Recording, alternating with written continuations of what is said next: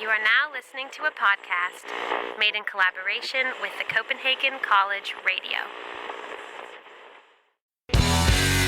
Hey everybody, welcome to episode 52 of the Social Media and Politics podcast, bringing you expert insights into how social media is changing the political game.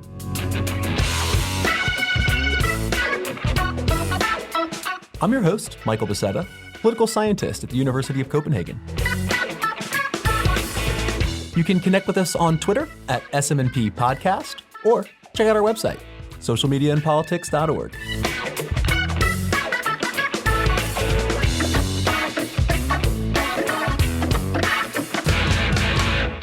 All right, y'all. Thanks so much for tuning in. Today's episode is going to be all about paid media. And in particular, we're going to be looking at how a political advertisement is crafted and what social media brings to the table in terms of paid media and how it's used as a platform for advertising. So my guest today is Anson Kaye. He's a partner on the political team at GMMB. And GMMB is an advertising, political consulting, and advocacy agency that I guess you could think of it as a PR firm for political candidates, at least for our purposes here. And Anson has extensive experience in strategic political communication. He's designed paid media for Hillary Clinton, Barack Obama, and Harry Reid, and that's just to name a few. And worthy of note is that Anson created an advertisement you might remember from the 2016 election, which was called Mirrors, that juxtaposed comments from Donald Trump about women with footage of young girls scrutinizing themselves in front of mirrors. And that advertisement won a Gold Addy and a Mosaic Award at the National American Advertising Awards. So I wanted to get Anson's insights about how a political advertisement is crafted. And that's mostly what this episode is about. We discuss what's the process of making a political ad, how is social media factoring into that dissemination or creation of political advertising? And then towards the end, we talk about what might be some trends in political advertising coming up in the 2018 U.S. congressional midterm elections. So without further ado, let me cut to the interview. Again, my guest is Anson Kaye, a partner on the political team at GMMB. Anson, thanks so much for taking the time out and welcome to the Social Media and Politics podcast. Thanks for having me. So can you start out by giving us a brief overview of the work that GMMB does and your particular area of expertise within the agency? Yeah, so GMMB is a strategic communications firm that focuses mainly on stuff that we think of as like doing good works. So we do strategic communications, advertising, messaging, and there are some agencies that might do work with Sprite or Coke and try to sell their stuff, or McDonald's. That isn't really our gig. We try to work with clients who we feel like are trying to do something good and constructive in the world on sort of a nonprofit or a corporate social responsibility perspective, and we also do politics. And so my work is on the political team, meaning that we sort of work primarily with Democratic candidates or only with Democratic candidates and try to get them elected. And so it covers advocacy, corporate, and political. Well, I'd say political and advocacy, and any corporate work we would do would be in the CSR side, so the corporate social responsibility side. You would never see a GMB ad trying to sell you a potato chip. Okay. But if that potato chip company was trying to help kids learn math, we might try to help them with that piece of it. Gotcha. And as I was understanding by reading your profile, you're working more on the design creative side. Is that right? You know, I don't know what that word means exactly. You know what I mean? I think that what I do, like that we have a political team that finds Democratic candidates and tries to help them win office. And the way we engage with those clients is we will try to help them figure out their messaging and their strategy in terms of winning their races, but we also make their advertising. So that means we would concept ads, script the ads, go out and film them, come back here, sit down in an edit suite, build the ad, go back and forth with campaign about getting it to the right place, and then ship it out the door. So that's sort of if that's what you mean by design, then I guess that's what we do. It's for TV, it's for digital, it's for radio. And then we have a whole bunch of folks who do the media buying, which is how you place ads and then how you place ads in a way that can reach targets in the most efficient fashion. Gotcha. And I want to dig into kind of each part of those segments of that, we'll call it the creative design process for these purposes. Sure. Now, but I want to start with a step back and say, because you have such this breadth of experience, is there anything you've noticed that has sort of changed in political advertising over the years with the rise of digital, or are the kind of key fundamentals the same? Well, when you say with the rise of digital, do you mean changes in the industry that have been driven by the advent of digital advertising? Or do you mean, here's an example of a change, digital, what are some other changes? Well, do you think first that the digital change has been something transformative? Yes. In terms of your work constructing political ads? I think so. I mean, I think there's a couple of ways that digital has really kind of been a watershed for the industry. And one is it has changed very much the thinking that you bring to bear in terms of targeting. And so I know that isn't a creative question, but it actually is a creative question. So with digital enabling us now to target people on a more and more granular level, that's really appealing, right? Boy, we can really target as narrow a universe of persuadable voters as we can. That's great. But it also puts the onus on you to be creating creative that is tailored more and more specifically to those targets. And I think also digital has sort of helped break down the wall, or the walls that used to exist. We're seeing this in a bunch of different places in our culture, but one I think is digital break down the walls between voters and candidates. And that has meant that advertising has to also feel less packaged and manufactured, to build less walls into that ad. It can't be remote and stocky and like you've seen it a million times before because people aren't going to buy it, they're just going to tune it out. I think digital has helped bring about a change in creative that says we're going to have to be more specific to sort of the feelings people carry with them in their daily lives in a more granular way. And do you think that's also reflected in, and I'm at a loss because I don't have such much of a creative digital background in terms of video construction and stuff, but I was reading about your ad-winning slot mirrors, and I went and watched it, and that has a very sort of a different feel in terms of the lighting. And what I want to ask about is the sort of staging components and getting that more kind of authentic feel. Is that something that you strive for in the actual production itself? Because maybe with the rise of YouTube amateur stars, I mean, versus the kind of different cut shots of politicians at the podium. I mean, are you trying to reflect that sort of more, I don't know, bottom-up creative amateur type of feel in the actual production itself? I would say that the advent of digital has broadened the creative palette so that it has created more space for advertising that feels more documentary and sort of more put together, and it doesn't have to be perfect and manicured and my God, let's not have that same perfect camera move on that same candidate sitting at a dining room table turning first to the left to one person and then to the right on another. I think the proliferation of platforms and video content means that people are seeing enough good stuff that feels real that stuff doesn't feel real at all anymore. So I think it's created a broader range of things. I think that's been a good thing. I don't think that means that every bit of creative is going to reflect that aesthetic. I think you can see some really beautiful stuff that looks cinematic and can communicate and connect with people in a powerful way too.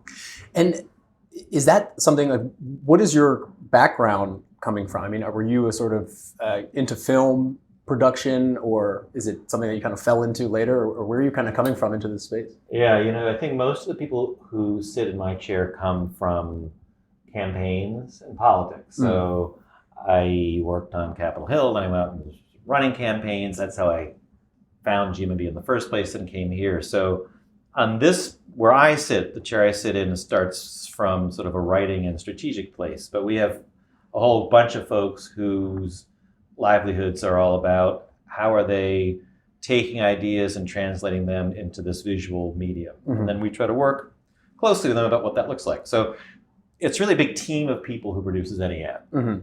And sort of going off that, could you break down that process from kind of concept to implementation? You kind of mentioned a few in the beginning. It probably would take a long time to sort it all out step by step, but could you kind of give us a general idea of what that production process looks like? Sure. I mean, I think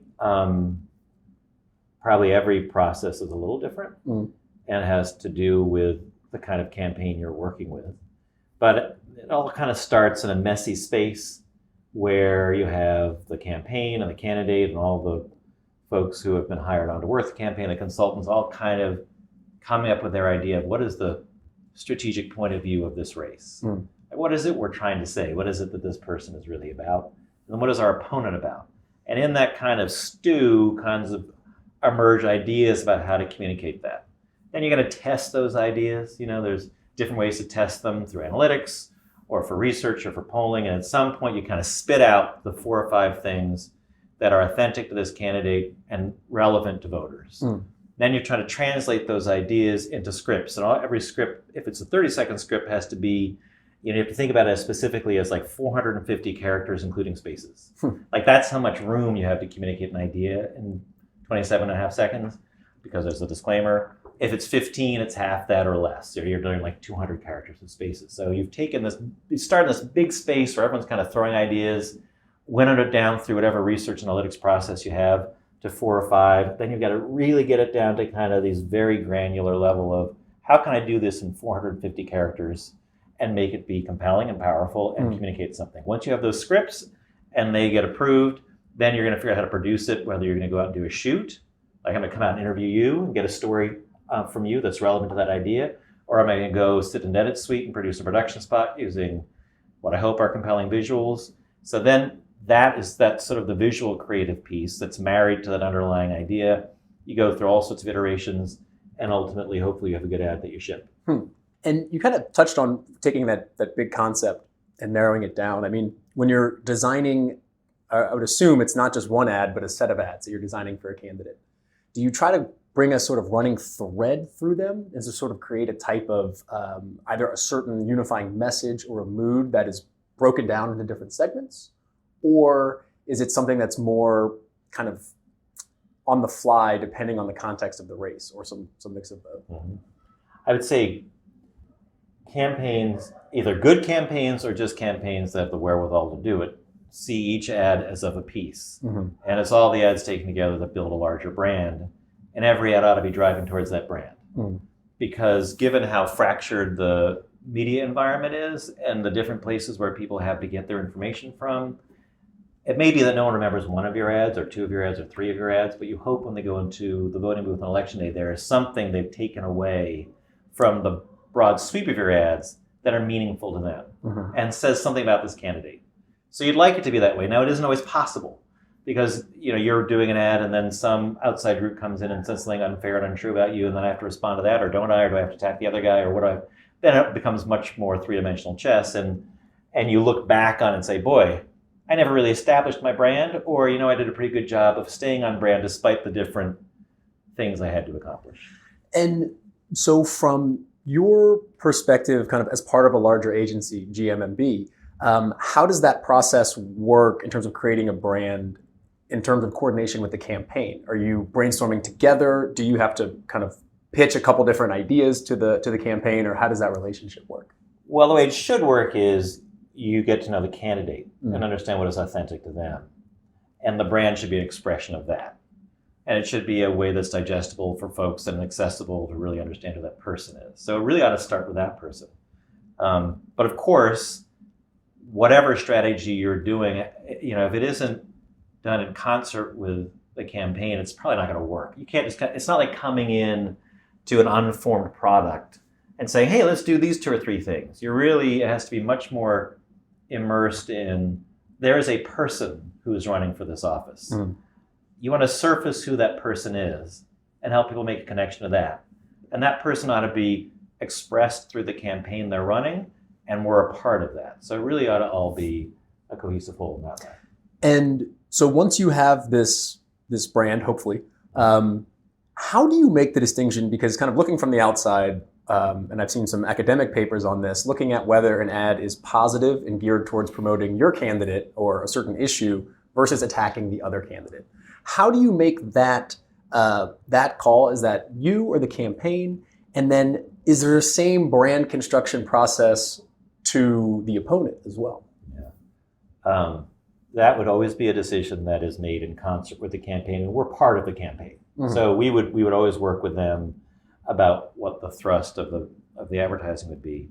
And yeah, any good contrast ought to be also laddering up to the framing you want to apply to your opponent. So if you're kind of just throwing a bunch of ad hoc attacks against somebody, it's likely none of that stuff is going to stick, because who has the attention span to hold it all in their head? You know, I mean, if I'm a person, I don't like political ads, I like watching them, I'm running around with my life. And if I'm just kind of catching you with 15 seconds of one ad that's about issue X and then 5 seconds of another ad that's about issue Y, it's likely it all just kind of bounces off. But if I can catch you enough times with advertising that can be about different issues but is on the same brand, then that may actually land and have an impact on your opinion. So is it almost like a kind of foil where you have a positive, negative, hero, villain type of thing that comes together? Yeah, I think that's what everyone always wants to do. Let's have the positive thing be what we're doing, and let's have the negative be also the opposite of that positive. Right. But the tricky part is that I think the negative branding also needs to be authentic. I suppose the target of it wouldn't like this very much, but needs to be authentic to that person as well. So you can't go up to, candidate X and say, boy, you know what I think people would really hate is if this person did whatever. So we're going to say that, because if there's no connection to reality, no one's going to believe it. Right. So it really has to be what's the most effective way to do it. And how, I mean, I understand from one perspective, you have to know the candidate, you have to kind of know their qualities in order to create both these positive and negative sides. And you mentioned a little bit that research or what's going in terms of polling or beta testing. I mean, what types of kind of preparation are you doing in order to best brand that candidate in light of the voters as well? There's just a ton of research. I think there's been real questions raised coming off recent elections about what research actually is useful. And so I'd leave that to your next podcast with a poller to resolve. But, you try to do all sorts of research. There's the research you do on your candidate. There's the research you do on the other candidate in terms of what these guys have done or what they stand for. And then there's the public opinion research you do about where is the voter, sort of what is their mood, what is their priority, and then to try to drill down with analytics into each individual person. Can I build profiles about each person? What do they really care about in their daily lives? And it's like within the architecture that's created by all that research, then you try to see, how do I fit in what I know to be true about my candidate? And how does it fit with the things voters care about and what they care about? How can I then sort of present a picture that says, something that feels credible and true about this person and also relevant to you? And so I'm thinking about like a sort of video ad, do you kind of shoot it all in one go, and that's the ad you're offering because that's the sort of authentic portrayal of that candidate? Or do you sort of beta test different parts of that ad so that maybe you have a 30-second ad, but maybe it's originally, 5 minutes of material that you slice together according to what performs best on social media or in focus groups or something like that? Or is it really just one shot and then you put it out? Well, it's probably somewhere between those two things. So I think you're always trying before you film to get material down to the size that you hope to run it in. So you film a 30-second spot, you film a 15-second spot, or a 6-second spot even these days. But if you come back with a whole kind of bucket full of spots, you find, boy, the first half of this spot works really well, and it's like the back half that works well there. Is there a way that we can capture whatever we're doing in those pieces into a new spot? And so you can learn that way. Okay. You also will go out and interview a candidate for an hour and then kind of go back sometimes and see, well, what really works or what can I cut together? That's closer to what you were saying, but it isn't like you go shoot, like you're out on a set filming a 5-minute spot and hoping I can slice and dice the little discrete parts, because I don't know that there's much meaning for people to see like a 3-second clip of something. Right. You need to see, if they see this spot, what is it that make them think about the candidate or my opponent or their own lives? That's kind of what you need to know. I think it's more in that space. Gotcha. I'm just thinking in terms of all these different, variations of ad testing on Facebook, and if there was something similar going on the visual side. Now, you mentioned before that you're part of the campaign, which also has part of a digital team. And what I'm curious about is, do you decide, or how do you decide where to place the ad? Are you working with the side that is actually putting that into public view?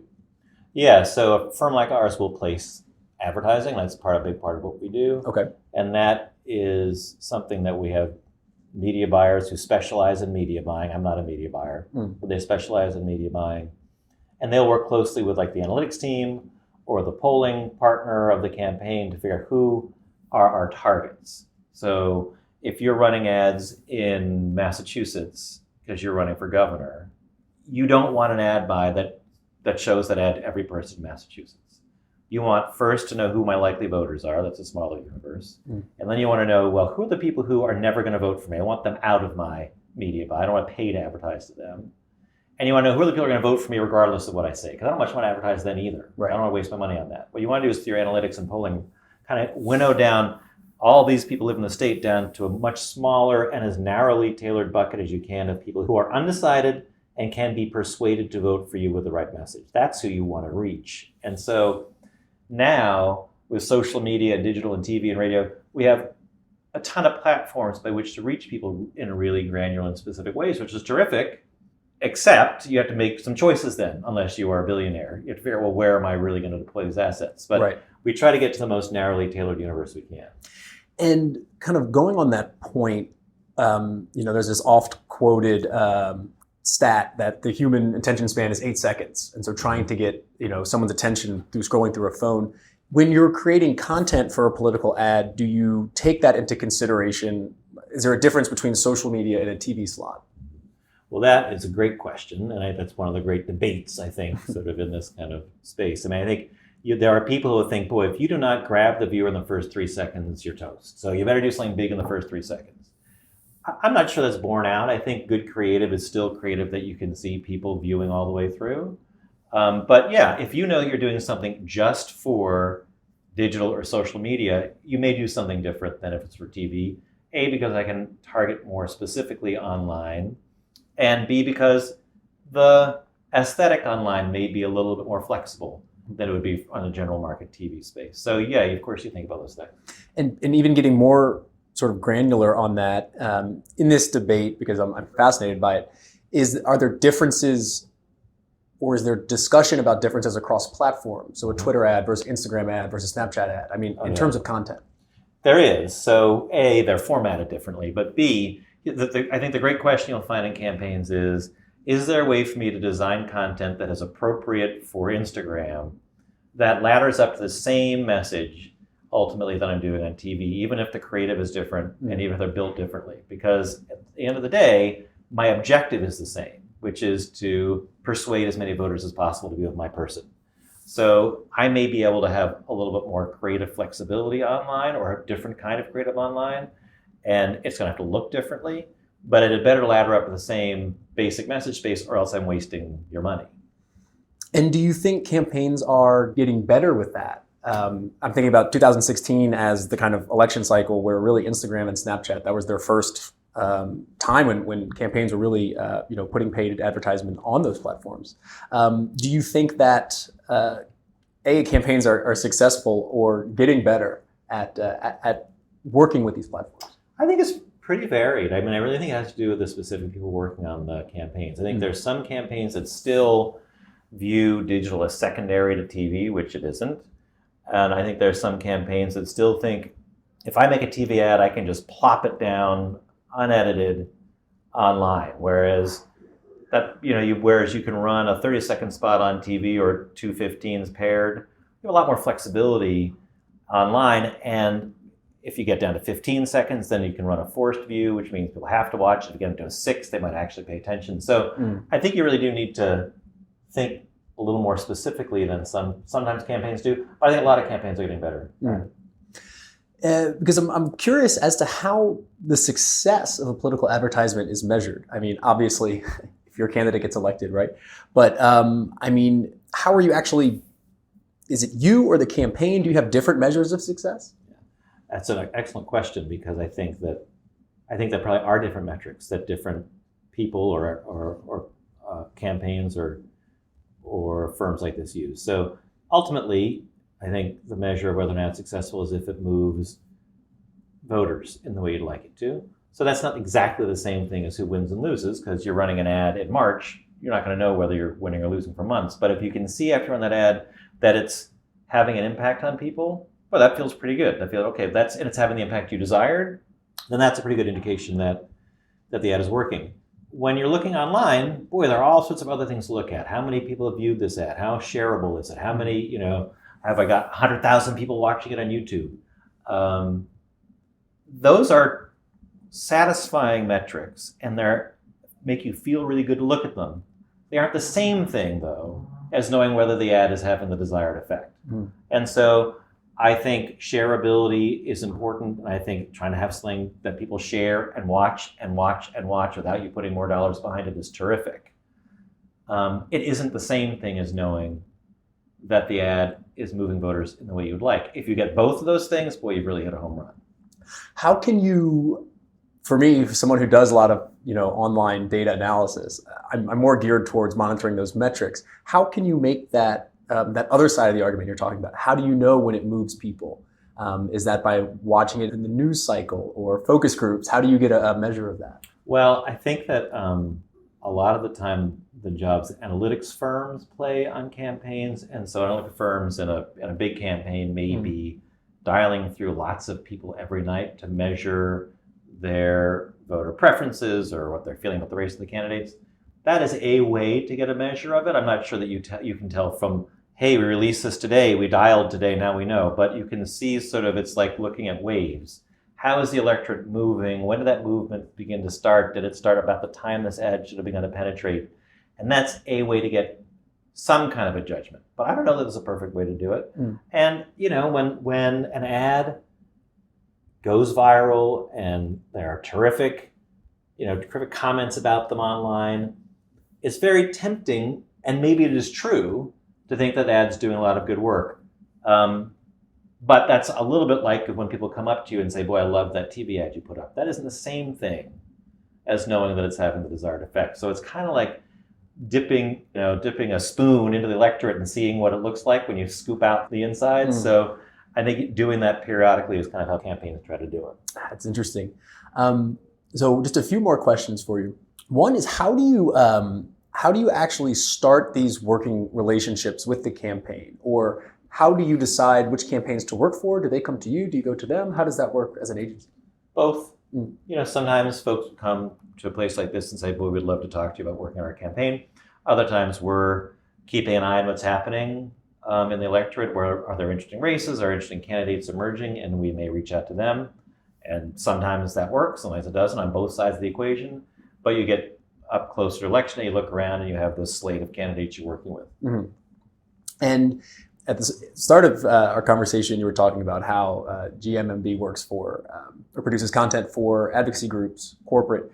So I wanted to ask, because I'm interested in the political side, is there anything particular about the content you're producing for political ads that makes them different from marketing a brand or a product? Is there something particularly political about political advertising? I think it really depends. I mean, I think often sometimes political advertising will have more of an edge than other entities are interested in having in their branding. And because you're in a political campaign, the heat of the campaign, you're trying to break through, and maybe there's an opponent, blah, blah. And often when you're doing branding for a non-political candidate, they aren't in that same environment, and you think a little differently about what that brand means and how to present it. So I think you certainly could cross-pollinate from those two different buckets in terms of branding, but the environment, it's sort of like trying to plant a tree that lives in the Amazon, in Canada. It might work, but they're going to live in very different feeling environments a lot of the time.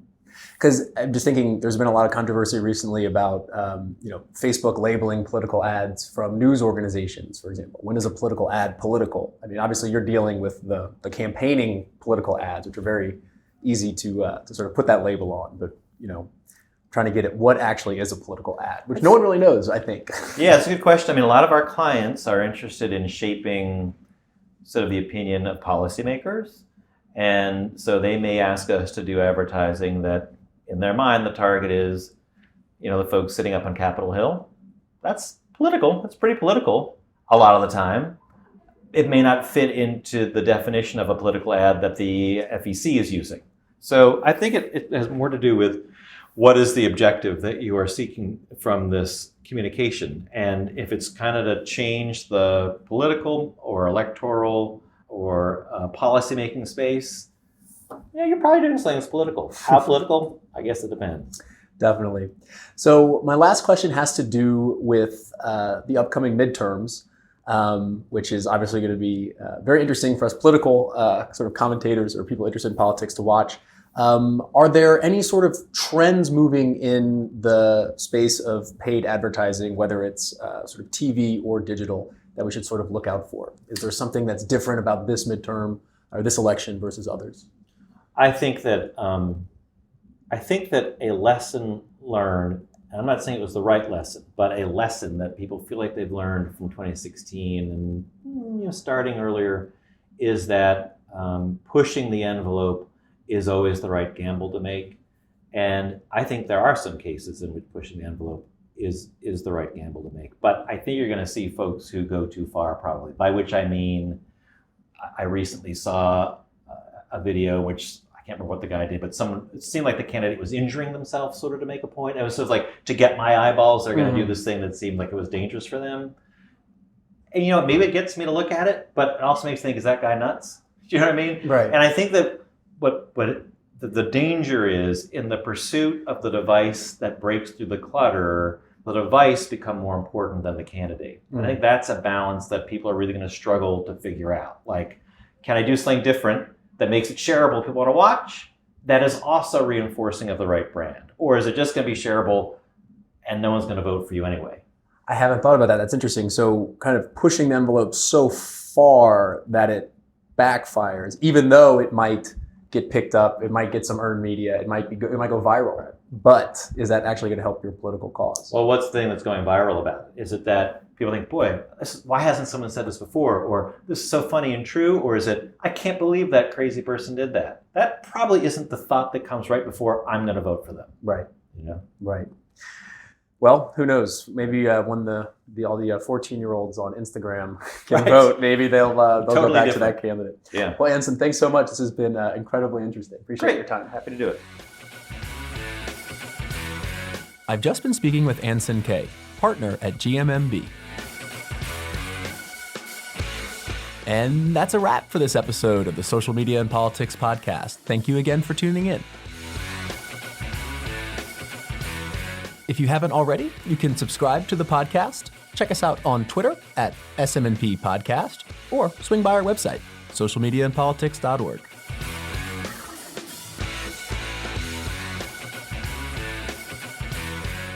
I'm your host, Michael Becerra, signing off from Copenhagen. See you next time.